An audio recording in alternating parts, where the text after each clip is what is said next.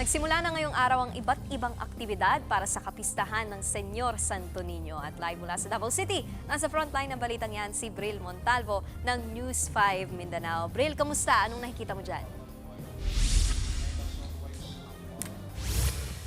Nikki, Viva Pit Senior sa inyo dyan. Madaling araw pa lang ay dinagsana ng daang-daang mga deboto ni Senior Santo Niño ang Shrine of the Holy Infant Jesus of Prague dito sa Davao City para sa pagdiriwang na ika-58 kapistahan nito ngayong araw.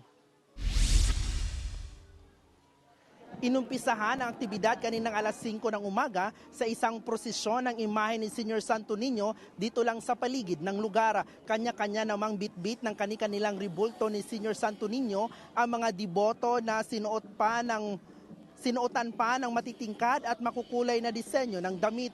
Isinayaw at iniangat pa ng mga deboto ang kanilang mga dalang Santo Niño bilang tradisyon nito.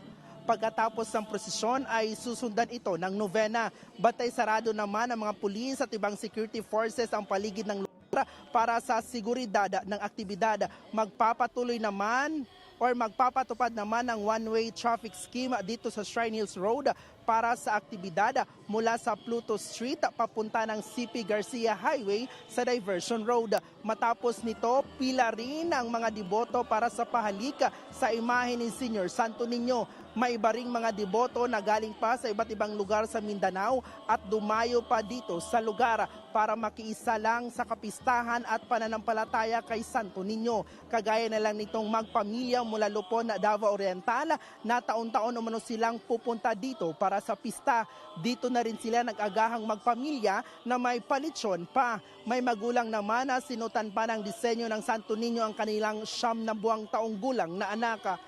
Nikki, sa ngayon nagpapatuloy ang aktibidad at pagdating ng mga deboto dito sa kapistahan ni Senior Santo Niño. May isa sa gawaring banal na misa kada oras ngayong araw na nag-umpisa na kaninang alas 6 ng umaga at ang huling misa nga ay mamayang alas 4:30 ng hapon. Samantala, Nikki, hiling naman ng mga deboto kay Senior Santo Niño masaganang pamumuhay ngayong taon at masiglang kalusugan. Muli, Viva Pit Senior sa inyo dyan, Nikki. Balik sa'yo.